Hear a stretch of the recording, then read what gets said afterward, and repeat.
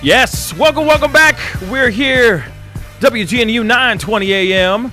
We got somebody very, very special on the phone. We got John Ashton on the phone. Actor John Ashton's in the house. Yeah. Hey, how you doing, John?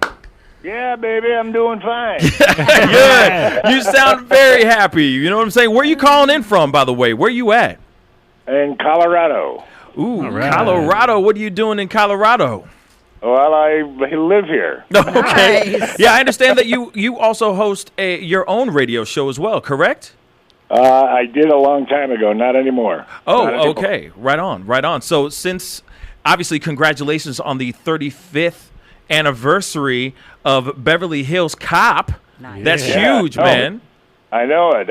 I got a feeling I should start talking like this, and oh my God, oh my God. No, man, you're only as old as you feel, right?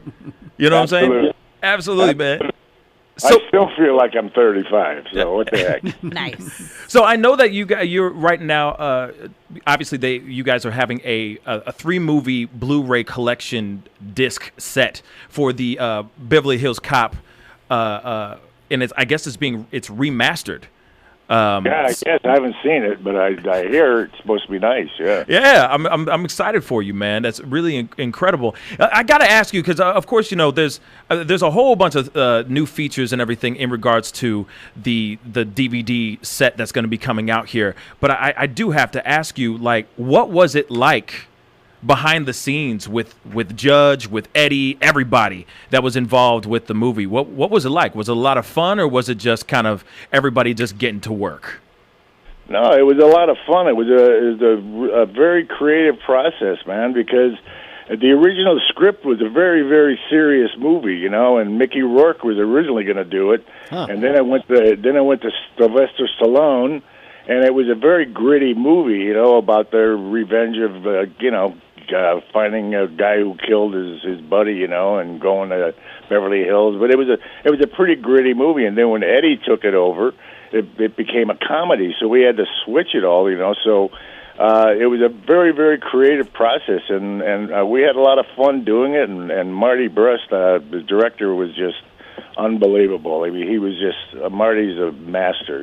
I love him, and I give him all the credit because he let Judge and me create our characters, and with Eddie, and you know, a lot of the movie is ad-lib stuff, you know, that we just winged on the set, and it was such a great creative process, and it all worked out well, you know. I mean, Eddie brought in all these, you know, these guys are super cops. They should be wearing capes and all that. That was all ad-lib stuff, you know. And, and you know, and then Judge and we would do a scene.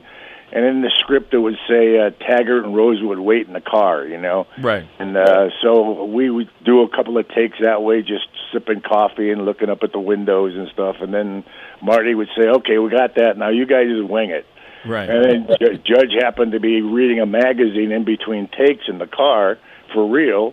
And then they said, "Roll." And Judge went, "Wow, did you know by the time you're 50 years old, there's 12 pounds of undigested meat in your system?" And I said, "Why are you telling me that? What makes you think I have any interest in that at all?" He goes, "Well, you eat a lot of meat, you know." I mean, that was all ad-lib stuff, you know. So, and it all worked out great. And all of a sudden, from these kind of minor characters, we became co-stars of the film, you know. Yeah. And I give all that credit to Marty. He just let us create our characters, and that's incredible. Not a lot of directors let you do that. Yeah. So it was great. Well, I mean, in regards to you were just saying that there was a lot of improv that you guys just kind of, you know, shot from the hip and just kind of spit things off the top of the dome. What was that like? Were you always somebody that was into improv, or was this something like a new hat you had to wear for this specific role and movie?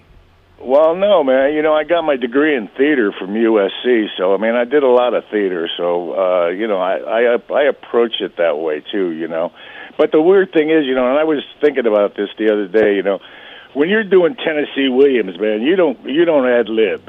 Of course not. You definitely don't ad lib. Yeah, I mean, what are you're gonna fool around and ad lib with Shakespeare or Goldsmith? You know, no, you don't. You know, but on film, you have the opportunity to do that. You know, and we created that script, you know, which was kind of cool. You know. Yeah. So you know, it was fun. That's awesome, man. And when you got good creative people to work off of, you just work off of one another. He gives you something, you get something back. It's kind of like a ping pong game, and you just go back and forth. Yeah. Well, then let me ask you this: the audition process, because obviously Sergeant Taggart, you had to read a bunch of times and audition a bunch of times. So, what was the audition process like? Was it because were you just reading with like Mickey Rourke and Sylvester Stallone the entire time, or what happened was I had done a play with Ed Harris called True West down at the South Coast Rep Theater, and good play. The casting director, it's a great play. I love that play. Yeah, well, Ed Harris and I did it down at South Coast, and we both won Drama Critics Awards for it. And the casting director had seen the play and called me in and literally said to me, John, there's nothing in this movie for you, but I saw you and Ed do True West, and I loved your performance, and I just wanted to meet you. Yeah. And I said, well, thank you very much, and that was it. And about a couple of months later, I got a call and said to come in and read for it. And I had this one little scene, the scene where I punch Eddie, and that's all that I ever read, And I got like 4 callbacks, and they kept calling me back to read the same scene, Yeah. And finally, the 5th time, they were in the final callbacks, and they just luckily paired me and Judge together to go in and read. And Judge came over and he said, "Hey man, how are you?" And we met each other out in the hallway. And then he said, "How do you like the script?" I said, "I don't know. I didn't read it. I only read one scene." Wow. So he said, "Oh my God, what are we gonna do?" And he's trying to hurriedly tell me what the story was about. And I said, "Oh, the hell with it. Don't worry about it. Let's just wing it." So. He was really nervous, and we walked into the audition, and we just winged a bunch of stuff, and they were all laughing, in the room, and we ended up getting the role, Getting the gig. And then, Marty loved our chemistry, so he just let us keep doing stuff, and right. That's the way it worked out. So like jumping over the wall, that the infamous trying to get over the wall scene is all improv, or was that actually scripted in the movie? No, that was all improv. Okay. Nice.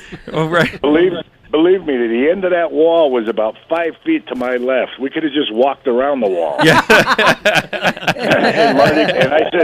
and I said to Marty, "Hey, the end of the wall's right there. Why don't we just walk around it?" And he goes, "No, that's not funny." He said, "Come up with something to get over the wall." So we said, "Okay." So Judge and I said, "Hey, Judge, remember when we were kids? You put your hand out and you put your foot in there, and he ended up putting his wrong foot in and all this stuff, and it was all just happened, It was all ad lib, And, yeah, I love that. That's really great, man. John, I appreciate you calling in. You. I mean, you got stories. I mean, I could sit and talk with you for like straight an hour. I know for a fact you got some stories for a fact. So I appreciate you. I appreciate you calling in. I know that the 3-disc Blu-ray collection is available right now as we speak. It is the 35th anniversary of Beverly Hills Cop trilogy. John Ashton, thank you so much for calling in. It really, really means a lot. Thank you, brother. Hey, thank you guys, and say hello to St. Louis for me. I most definitely will. Hey, St. Louis. There you go. All right, man. I'll talk to you guys later. All right. Hey, stay blessed, brother. You too, man. All right. That was John Ashton, everybody. Sergeant cool. Taggart. Taggart. Yes. Yeah, baby. Oh, man, that was awesome. Pascal, you are now rocking with that dude Pascal. We be going wild.